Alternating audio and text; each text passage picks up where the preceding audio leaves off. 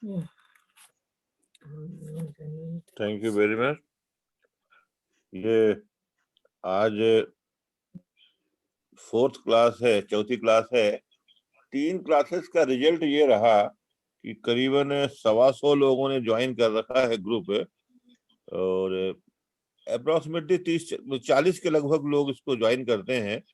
लेकिन उम्मीद है कि वो वीडियो वगैरह से सारे लोग लाभान्वित हो रहे हैं, और इसीलिए मिसेस मुंजेर का आज एक कमेंट भी था, एक्सीलेंट अरेंजमेंट। तो अरेंजमेंट तो बहुत अच्छा है, और ये स्थायी होता जा रहा है धीरे धीरे। तो उम्मीद है कि ये सभी काम आएगा।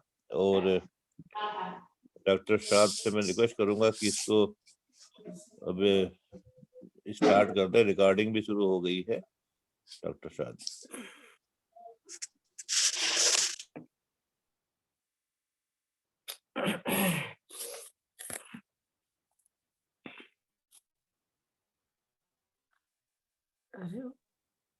सब म्यूट है, आवाज नहीं आ रही है। ये आपको अपने आप को खुला हुआ है। जैसा कि आवाज आ रही है आप? जी आवाज आ रही, बराबर आ रही है। आवाज यस, एकदम क्लियर है।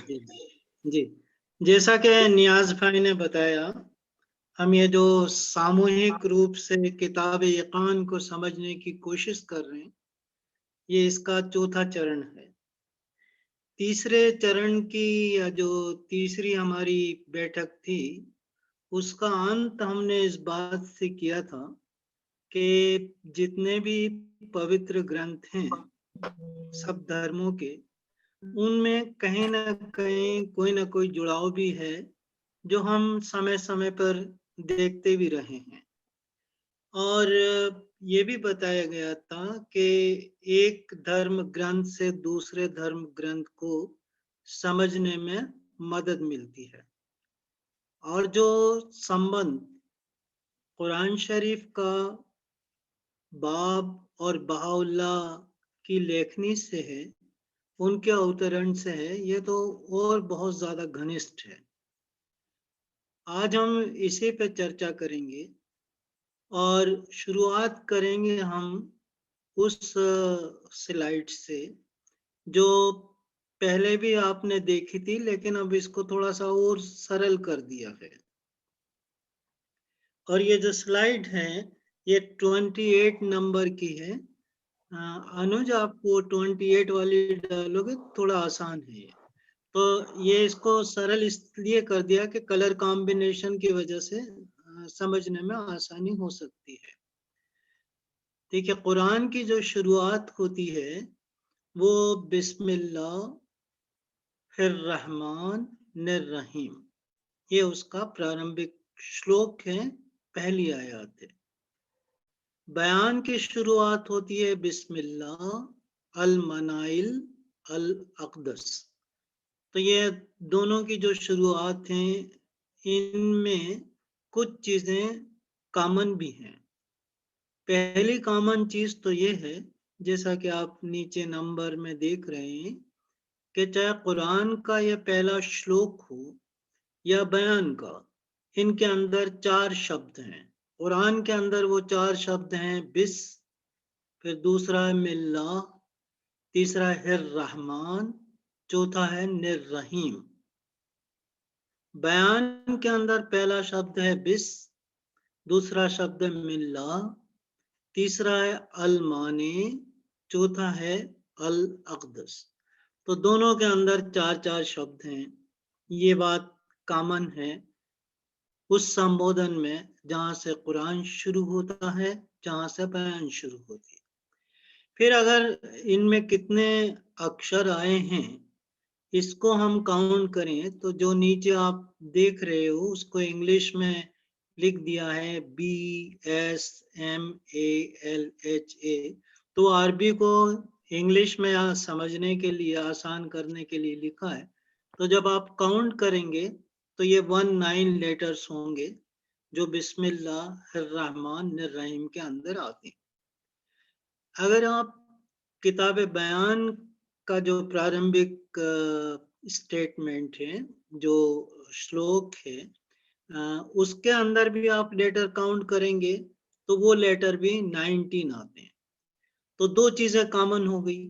एक तो कुरान शरीफ के अंदर जो बिस्मिल्लाह रहमान रहीम है उसमें 4 शब्द हैं, बयान के अंदर भी ये 4 शब्द हैं।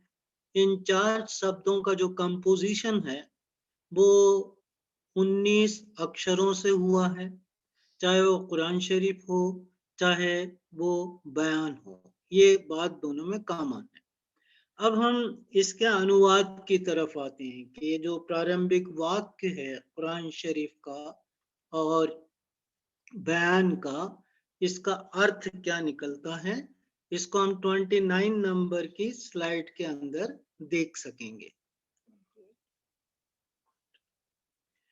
तो इस स्लाइड के अंदर जो बिस्मिल्लाह का अर्थ दिया हुआ है वो हम सब जानते हैं, ऑलमोस्ट सब इससे फैमिलियर हैं। In the name of God the most gracious the most merciful, ईश्वर के नाम से जो सर्व दयालु सर्व कृपालु है। बयान का जो ये श्लोक है उसका अर्थ होता है in the name of God the inaccessible the most holy. तो इसमें देखिए 50% अनुवाद दोनों में कॉमन है। In the name of God Quran Sharif में भी है, वो भी इसी से शुरू होता है, और बयान भी इन द नेम ऑफ गॉड से शुरू होती है। बाकी का जो 50% पार्ट है वो अलग है। कुरान शरीफ में 2 शब्द आए जो ईश्वर के गुण को, उसके एट्रीब्यूट्स को बताते हैं। 2 एट्रीब्यूट्स यहाँ पे दिए हैं, द मोस्ट ग्रेसियस वो रहमान है, द मोस्ट मर्सीफुल वो रहीम है। बयान कुरान शरीफ के इस प्रारंभिक वाक्य से थोड़ा और आगे निकलती है, और आगे निकलने के बाद वो हमें यह बताती है कि शुरू तो करता हूं मैं उस ईश्वर के नाम से, लेकिन वो ईश्वर अपने किसी एट्रीब्यूट से भी परे है। तो वो कहते हैं इनएसेसेबल है, मतलब उसका जो ट्रांसलेशन है हिंदी में कि ईश्वर के नाम से जो अगम्य है, जिसको हम नहीं जान सकते, जो हमारी पहुंच से बाहर है, और साथ में वो पावन है, अल अक़दस है, अल मनाइल है। तो यहाँ पे देखिए कैसे जो रिवेलेशन है, अवतरण है, मनुष्य की समझ से कैसे वो आगे बढ़ता है। तो वहां कुरान शरीफ के अंदर ईश्वर की जो सफात है, उसका जो गुण है, उसके जो एट्रीब्यूट्स हैं, उनका उपयोग हुआ है रहमान और रहीम का, ग्रेसियस और मर्सीफुल का। लेकिन किताब बयान के अंदर उसके एट्रीब्यूट्स को नहीं कहा गया, बल्कि उससे कहा गया कि वो पावन तो है लेकिन वो हमारी समझ से बाहर भी। अब इसी बात को जो बाब ने बयान के इस प्रारंभिक वाक्य के अंदर कही है, बहाउल्लाह जब हम लॉन्ग ऑब्लिगेटरी प्रेयर करते हैं और उसमें पहली बार जब हम बैठकर अपने सिर को जमीन से टिकाते हैं यानी सजदा करते हैं, तब उसमें हम क्या पढ़ते हैं? हम पढ़ते हैं एग्जाल्टेड और thou above the description of any one save thyself, यानी तू अपने सिवा किसी अन्य के वर्णन से परे है और अन्य की और समझ से भी परे है। तो ये देखिए कैसे लिंक बैठ रहा है बयान में और बहाउल्लाह के उस राइटिंग में जो उन्होंने ऑब्लिगेटरी प्रेयर के अंदर हमें करने को दी है। तो एक जो बाहाई कंसेप्ट है कि आप ईश्वर को इतना महान हैं कि आप उसके किसी गुण से भी उसको नहीं समझ सकते। तो ये जो अंतर है उसकी तरफ मैं आपका ध्यान आकर्षित करना चाहता हूँ, जो इस बात का संकेत देता है कि सभ्यता के अनुसार, संस्कृति के विकास के अनुसार, मानव की समझ के अनुसार किस तरीके से परिभाषाएं धर्म की बदलती है। अब इससे आगे जाके जो अगली स्लाइड होगी 30 नंबर की स्लाइड, इसमें हम जो कुरान शरीफ है उसकी जो बिस्मिल्लाह है, उस बिस्मिल्लाह के अर्थ का क्या संबंध है बयान से, बाप से, बहाउल्लाह की राइटिंग से और किताबे यकान से, इसको हम समझने की कोशिश करेंगे। मित्रों, आप इतना आपने सुना होगा कि जो अरबिक अल्फाबेट्स हैं, जो अरबी की वर्णमाला है, उसके अंदर 28 अक्षर होते हैं और जो उसका पहला अक्षर है वो ए या अलिफ है और दूसरा अक्षर जो आपके राइट हैंड साइड पे लिखा हुआ है वो ब या बी है। तो अलिफ बे ते से इस तरीके से वो वर्णमाला चलती है और टोटल करें तो उसके अंदर 28 अक्षर जो है वो आते हैं। इसमें जो पहला अक्षर है अलिफ, ये अलिफ का भी महत्व बहाउल्लाह की राइटिंग में हमें देखने को मिल जाता। कहाँ पे मिलता है? इसके लिए जब कभी आप किताब अक़दस खोल के देखेंगे तो उसके पैराग्राफ नंबर 157 को निकाल लीजिए और निकालने के बाद आप उसको पढ़िए तो वहां पे अपराइट अलिफ या खड़े अलिफ के बारे में बहाउल्लाह कहते हैं। और इसका जो एक्सप्लेनेशन है किताब अक़दस के इस पैरा नंबर 157 का, ये हमें किताब अक़दस में ही जो टिप्पणियां दी हुई हैं, नोट्स दिए हुए हैं 172 के अंदर, इसका आपको एक्सप्लेनेशन मिल जाएगा। और जब आप इसको पढ़ेंगे तो आप पाएंगे कि बहाउल्लाह इस पैराग्राफ में, किताब अक़दस के 157 नंबर के पैराग्राफ में इशारा कर रहे हैं उस भविष्यवाणी की तरफ जो शेख अहमद ऐसाई ने की थी। और बहाउल्लाह के अनुसार ये जो वर्टिकल अलीफ है, जो खड़ी लाइन है अलीफ की, ये बाप को रिप्रेजेंट करती है। तो हमारे लिटरेचर में न केवल जो ब का महत्व है बल्कि अलीफ का भी महत्व। इस्लामिक लिटरेचर के अंदर इस तरीके की कोई भविष्यवाणी अलिफ से जुड़ी हुई नहीं है। बा के बारे में तो बहुत कुछ है, बहुत सारी हदीसें हैं, बहुत सारी तफसीरें हैं, बहुत से मुस्लिम उलमा ने अपने अपने व्यूज रखे हैं, पर अलिफ के बारे में किताब अक़दस के अंदर हमें देखने को मिलता है जो शेख अहमद ऐसाई की भविष्यवाणी की तरफ बहाउल्लाह का इशारा। अब जो ब है, उस ब के बारे में हम समझने की कोशिश करेंगे कि इसका संबंध बाप से, बयान से और बहाउल्लाह से कैसे मिलता है।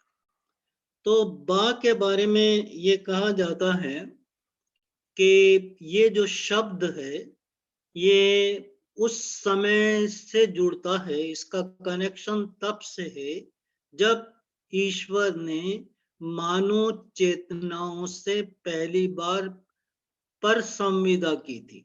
वो संविदा जब हम इस धरती पर नहीं आए थे, कहीं चेतना के रूप में हमारा अस्तित्व था। शायद वो स्पिरिचुअल लोक होगा, आध्यात्मिक लोक होगा, जहां हम रहे होंगे। वहां ईश्वर ने हमसे एक पर संविदा की थी। इस पर संविदा की तरफ आपको थोड़ा सा संकेत मिलेगा जब आप फारसी के 19 नंबर के निगुड़ वचन को पढ़ोगे तो बहाउल्लाह ने वहां भी उसकी तरफ इशारा किया। तो उस पर संविदा के अंदर जो जिसको कुरान अपनी भाषा में मीसाकुल अस्त कहता, यानी जो पहली संविदा है उसको कुरान शरीफ अपने शब्दों में मीसाकुल अस्त कहता। इसलिए मीसाकुल अस्त कहता है कि ईश्वर ने उन चेतनाओं से जब संविदा बांधी थी, जब उसने वचन लिया था, तब उसने एक शब्द कहा था, अल अस्तो बे रब्बिकुम, यानी क्या मैं तुम्हारा स्वामी हूं ये उसने जितनी वहां पे चेतनाएं थी, जितनी स्पिरिट्स थी वहां पे, उनसे ये सवाल किया था कि अल अस्तो बिरब्बिकुम, कि क्या मैं तुम्हारा स्वामी हूं? तो सबसे पहला जो जवाब इसका दिया था वो हॉली स्पिरिट ने दिया था, रूहुल कुद्स ने दिया था, पवन चेतना ने इसका जवाब दिया था। और पवन चेतना ने इसका जवाब ये दिया था कि बेले, यानी बेले बेले में ब ल या, बेले मतलब कि हाँ, मतलब उस पावन चेतना ने दिया था कि हाँ आप हमारे स्वामी हो। और इस पर संविदा से एक बात और जुड़ी हुई है जिसमें ये कहा गया है कि मैं समय समय पर तुम्हारे मार्गदर्शन के लिए अपने अवतार भेजता रहूंगा, तुमको इसे भी मानना पड़ेगा। और ये मीसाक भी कुरान शरीफ के अंदर है। अगर हम उसके चैप्टर 44 और वर्स नंबर 7 में देखें तो ये मीसाक उसमें भी मिल जाएगा, जहां ये मीसाक दूसरे नबियों के साथ खुद हजरत मोहम्मद से लिया गया है। तो ये एक कनेक्शन है इस बा अक्षर का, किसके साथ? ईश्वर की पर संविदा के साथ, उसकी जो परम महान संविदा है उसके साथ इसका कनेक्शन है। और जैसा कि मैंने आपसे कहा, आप घर जाके फारसी का 19 नंबर का निगुड़ वचन पढ़िए और उसमें देखिए कि वहां पे एक ट्री का नाम आया है। अरबी में उसको अंसिया का ट्री कहते हैं, दरख्त अंसिया। तो उसको जो ट्रांसलेट किया गया उसको बोला गया ट्री ऑफ लाइफ।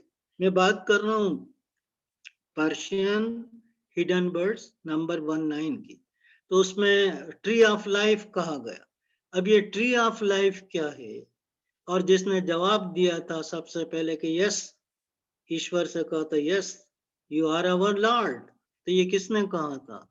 वो जो परम चेतना है या जो ट्री ऑफ लाइफ है, इन दोनों का एक ही अर्थ निकलता है और वो अर्थ है कि ईश्वर के अवतार। तो चाहे आप उसको पावन चेतना कह लीजिए, हॉली स्पिरिट कह लीजिए या ट्री ऑफ लाइफ कह लीजिए, ये ईश्वर के अवतार होते हैं। और जैसा कि आप पढ़ते हो टैबलेट ऑफ अहमद में, जब उसको पढ़ेंगे आप टैबलेट ऑफ अहमद में, तो उसमें कहा गया कि tree of life that bring it fourth the fruits of the God, यानी ये एक ऐसा वृक्ष जिसमें ईश्वर के फल फलीभूत होते हैं। तो वो कौन है? वो कौन इन फलों को लाता है? कौन ट्री ऑफ लाइफ है? तो टैबलेट ऑफ अहमद में बहाउल्लाह ने जिसकी तरफ इशारा किया था वो बाप थे, कि जब उनका अवतरण हुआ तो उनके साथ वो फ्रूट लेके आए, वो फल लेके आए जो एक ईश्वरीय अवतार के साथ आते हैं, चाहे वो पूर्व के ईश्वरीय अवतार हों या आने वाले ईश्वरीय अवतार हों। ईश्वर उनको अपने शब्दों में या तो पावन चेतना के नाम से, हॉली स्पिरिट के नाम से याद करते हैं, या फिर उनको ट्री ऑफ लाइफ के नाम से याद करते हैं। अब ये पावन चेतना क्या है, इसको आपको और भी समझना हो तो अब्दुल बहा की जो राइटिंग है उसमें जो सम आंसर्ड क्वेश्चन है, आपने उसको पढ़ा होगा। अक्सर हम लोग उसको पलटते रहते हैं, पढ़ते रहते हैं, तो उसमें कभी आप चैप्टर 36 निकाल के देखिएगा, सम आंसर्ड क्वेश्चन, कुछ उत्तरित प्रश्न जो हैं, उसमें 36 नंबर का चैप्टर आप निकाल के देखेंगे तो उसमें यह पावन चेतना के बारे में आपको मिल जाएगा। डिटेल में यहाँ जाने की जरूरत नहीं है, पर संक्षिप्त में आपको ये बता दें कि अब्दुल बहा ने 5 तरीके की चेतना बताई हैं। एक तो वेजिटेबल स्पिरिट वनस्पति की, एक एनिमल स्पिरिट पशुओं की, एक ह्यूमन स्पिरिट मानव चेतना, उसके बाद फिर स्पिरिट ऑफ द फेथ आस्था की चेतना, और आखिरी में वो कहते हैं हॉली स्पिरिट या पावन चेतना, ये ईश्वरीय अवतार होते हैं। तो जो बा है इससे हम इसका तात्पर्य इस तरीके से निकलता। अब इससे आगे जो बा के नीचे पॉइंट है, उस पॉइंट को भी हम समझने की कोशिश करेंगे, जो हमारी अगली स्लाइड के अंदर हमें देखने को मिलेगा। तो इस स्लाइड के अंदर जो 31 नंबर की स्लाइड है, इसमें सबसे पहले तो ये जो बा के नीचे डॉट है, जो अभी आप अपने लेफ्ट हैंड साइड पे देख रहे हैं, एक तो ओम लिखा हुआ है, उसके ऊपर डॉट है, और एक बा है उसके नीचे डॉट है। जी वेरी गुड अनुज। तो बा के नीचे डॉट है। अब ये डॉट क्या है, पहले हम वो स्टेटमेंट पढ़ें जो ईशदूत बाब ने कहा है। ईशदूत बाब कहते हैं कि I am the primal point, कि मैं नुक्ता उला हूं। I am the primal point from which generated all created things. यानी मैं वो बिंदु हूं या आदि बिंदु हूं जिससे सभी सर्जित वस्तुएं उत्पन्न होती हैं। बहुत महत्वपूर्ण सेंटेंस है। तो बाब अपने आप को, जो अरबी का बा है उसके नीचे जो डॉट है उसकी तरफ इशारा करके कह रहे हैं कि मैं वो प्राइमल पॉइंट हूं जिससे सारी सृष्टि को उत्पन्न किया गया। अब अब्दुल बहा इस को और समझाते हुए कहते हैं कि इसका अर्थ क्या है प्राइमल पॉइंट का, जिससे पूरी सृष्टि का सृजन हुआ, सारी वस्तुएं इससे उत्पन्न हुई। तो अब्दुल बहा अपनी राइटिंग में कहते हैं कि जैसे बीज में वृक्ष निहित होता है, बीज के अंदर, सीड के अंदर, like the seed in which the tree is content, इसी तरीके से एक जो ये डॉट है इसके अंदर वो भेद छिपा हुआ है जिससे सृष्टि उत्पन्न होती। और इसका लिंक हमें इस बात से भी मिलता है, जब आप पुराने स्क्रिप्चर देखोगे तो जहां आपके लेफ्ट हैंड साइड पे ओम शब्द है उसके ऊपर भी यही प्राइमल पॉइंट है, यहाँ भी ये डॉट है।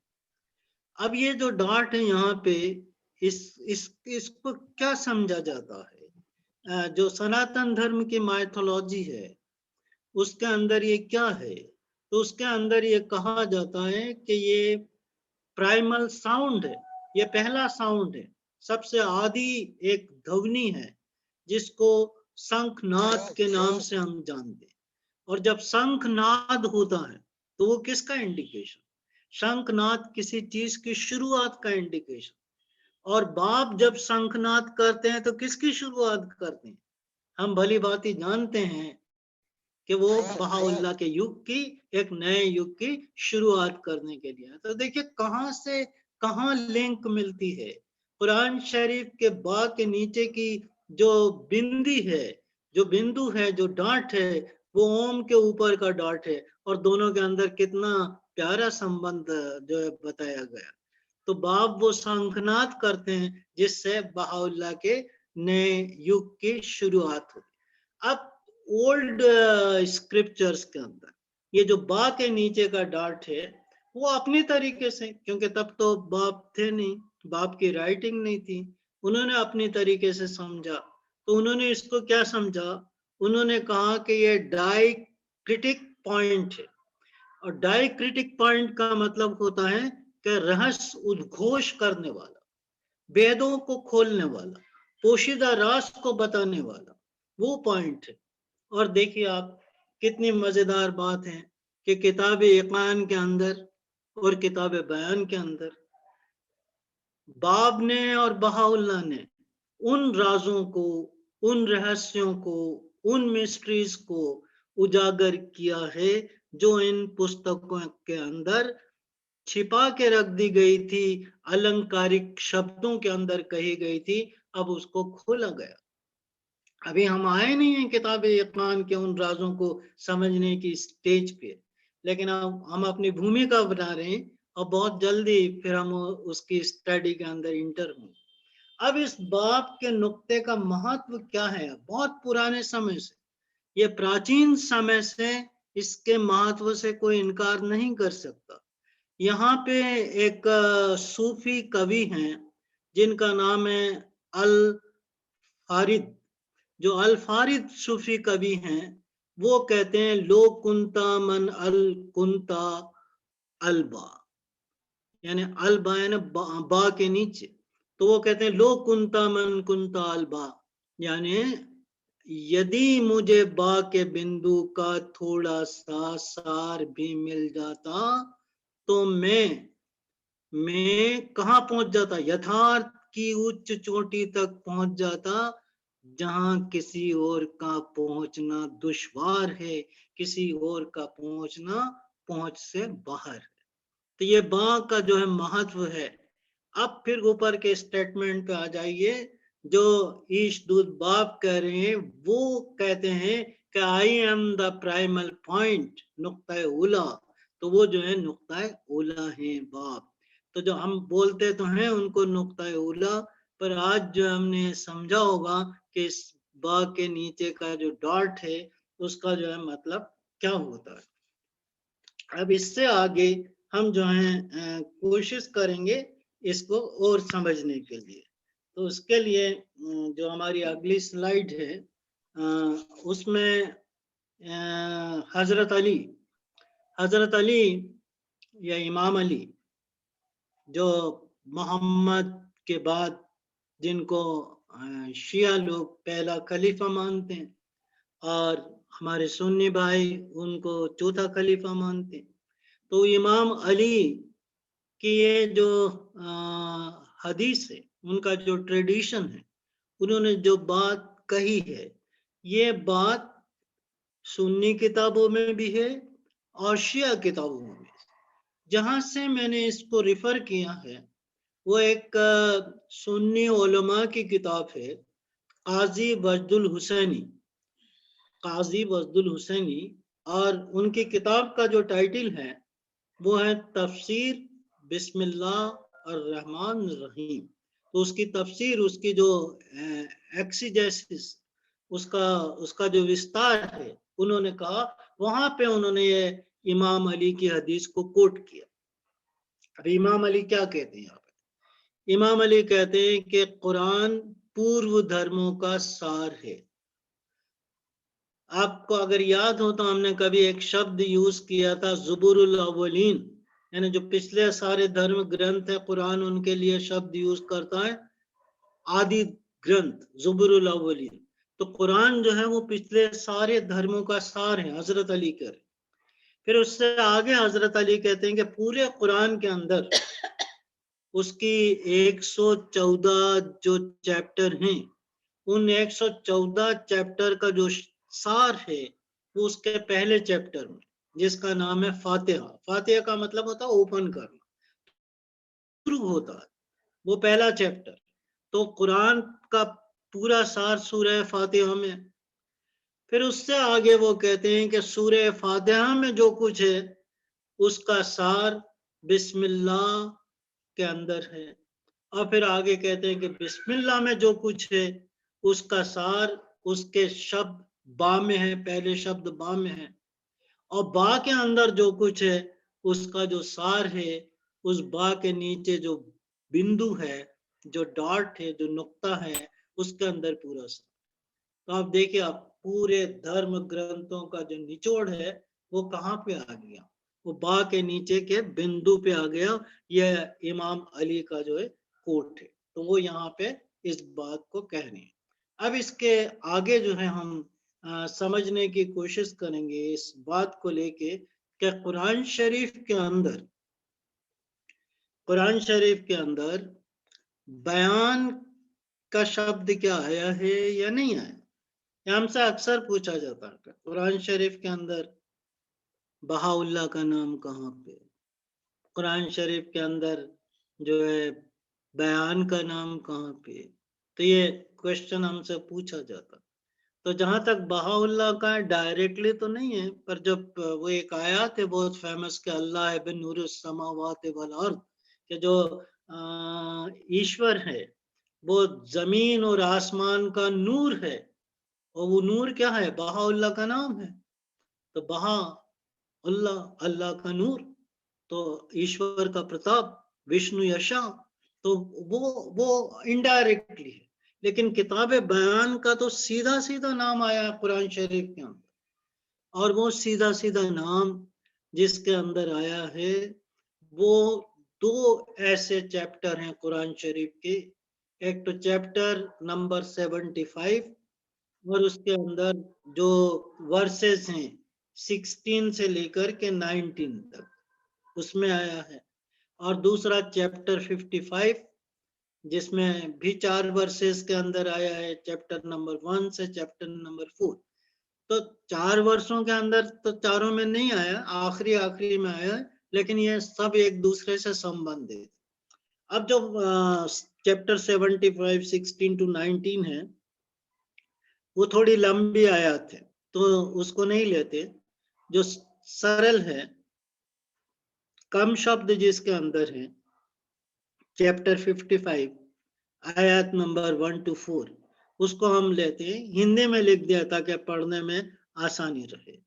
55 नंबर की चैप्टर का नाम है अल रहमान, और यहीं से शुरू होती है अर रहमान, यानी रहमान ने, अर रहमान अल्लमल कुरान, क्या हमको कुरान की शिक्षा दी। नीचे अनुवाद भी, कुरान की शिक्षा दी।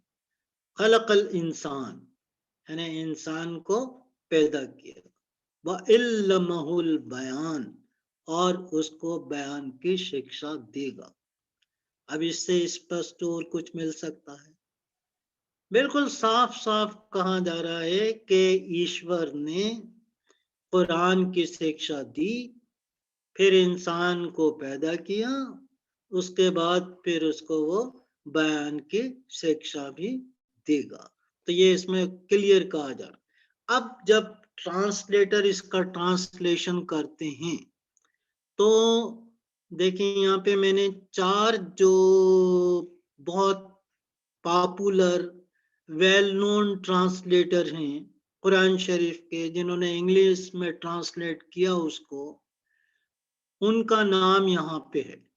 और उन्होंने जो आखिरी ये सूरह रहमान की वर्स है इल्लमहुल बयान, कायदे से तो उसका ट्रांसलेशन होना चाहिए था कि बयान की शिक्षा देगा, लेकिन ये लोग किस तरीके से ट्रांसलेट कर रहे। तो जो रोडवेल हैं वो अल्लमल कुरान को तो कहते हैं कि थॉट द कुरान, कि उसने कुरान की शिक्षा दी।